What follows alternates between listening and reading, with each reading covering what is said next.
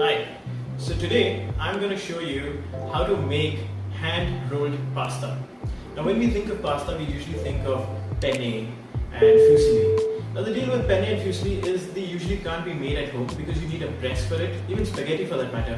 You need a spaghetti press, and we don't have those kind of presses at home. So what I'm going to show you is the most simpler version. I'm going to show you how to make a lasagna sheet, a pappardelle, linguine and fettuccine. The recipe is super simple. It's a 4-ingredient recipe.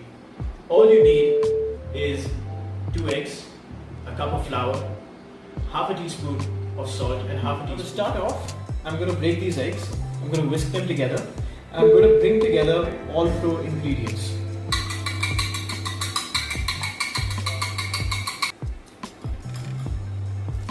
So usually, traditionally rather, you would get your flour onto the countertop, make a well, and get all your ingredients in them and mix it up. But most of us are not comfortable with putting it on the countertop.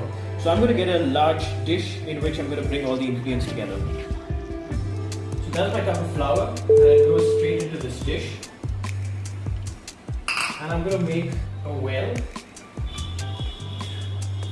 I'm going to add some salt, that's half a teaspoon of salt, some oil, which is about half a teaspoon or so,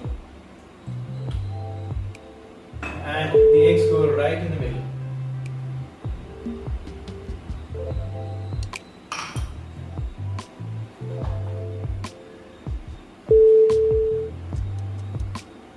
Now remember, every egg is different. So if a recipe calls for 2 eggs, the moisture in the egg might be too much or it might be too less, right? So once the dough comes together, you have to take a call if you want to add more flour to make the dough more stiff, or if you want to add a few, say, teaspoons of water to loosen the dough a little bit.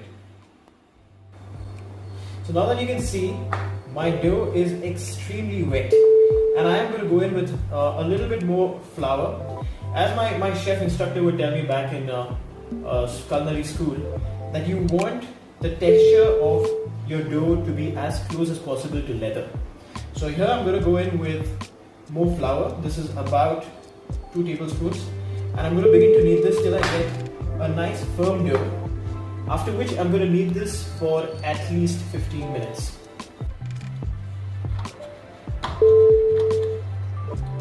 So I have added an additional quarter cup of flour, almost a quarter cup of flour, to get this texture. This is the texture you're looking for, where it's nice and firm, it's a nice tight dough, and when you press it, it bounces back very so slightly. At this point, you want to rest this dough for at least 30 minutes. So don't forget to rest your dough. And to rest it, you do not want any of the air to dry your dough out. So preferably you would wrap it in a cling film or a saran wrap. I don't have a saran wrap, so I'm going to use aluminium foil, where I'm going to wrap it up nice and clean and rest it. When the dough rests, you can get your water started. The usual proportion of pasta to water is 1:8. So if you have, say, this much, how much is this? This is, say, about 200 mils of pasta. You need about a liter of water boiling. Don't forget to salt your water, because unless your water is salted, your pasta will almost taste like nothing, irrespective of how much sauce you add to your pasta. Water boiling, and I'm going to generously salt it. And wait it to come for a boil.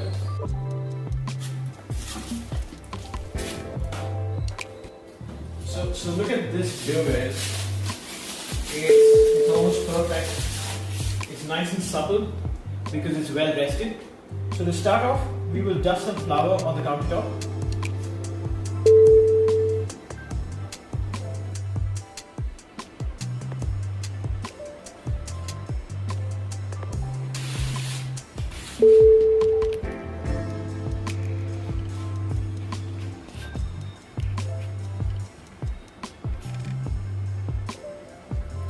You want it about a millimeter thick, 3 millimeters thick.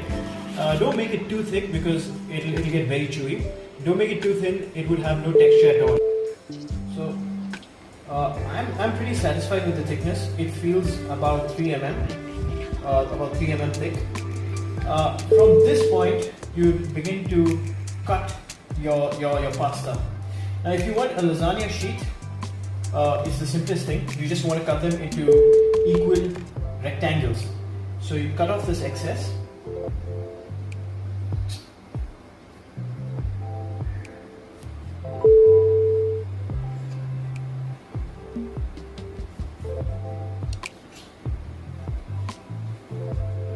And try to replicate the same size.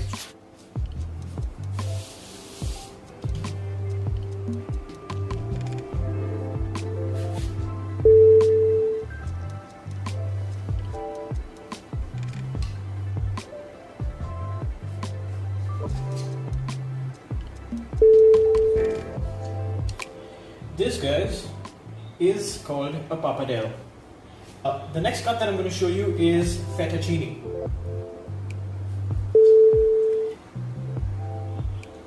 There you have it, that's a fettuccine. The ones who crave for some spaghetti, because you can't make spaghetti at home, linguine is your best option, which is just a squarer version of your spaghetti. That's more like it. It looks like a spaghetti, and it will even taste like spaghetti.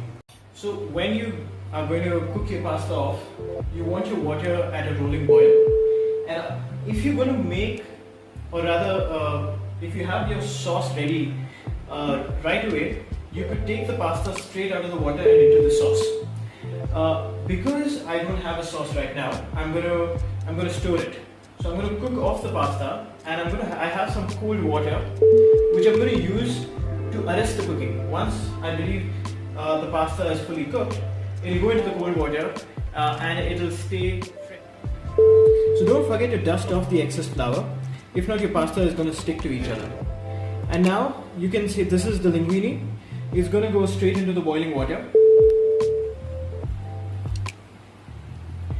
And initially the pasta is going to sink, but as it cooks, it's going to rise, and once it rises, you know your pasta is fully cooked.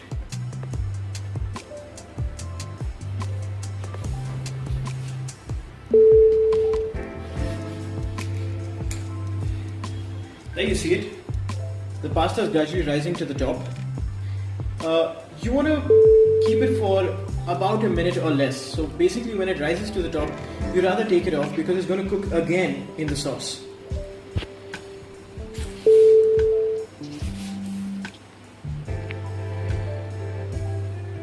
Next that goes in is the fettuccine. Again, I'm going to dust off the flour.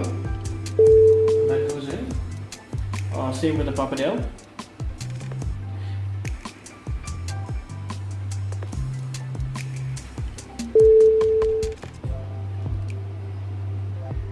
Now you can see the pasta has risen to the top, and so I'm going to take it off.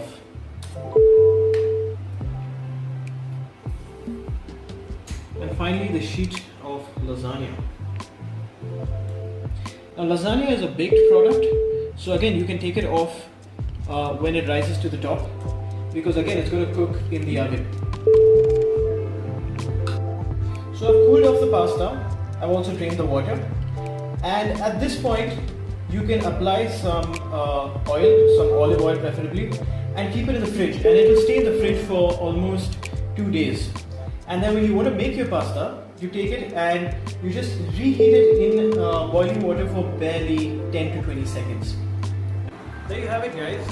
Do make some lasagna. It's really simple. I've shown you how to make the lasagna noodles. All you need is a layer of bechamel, marinara, and some cheese layered with some meat in between. You can use the other cuts of pasta with a nice alfredo, with again a nice marinara sauce, with even maybe a bolognese. I hope you make pasta at home instead of buying it from outside now, and do write back to me about how you liked the recipe and how the pasta came out for you. Thank you.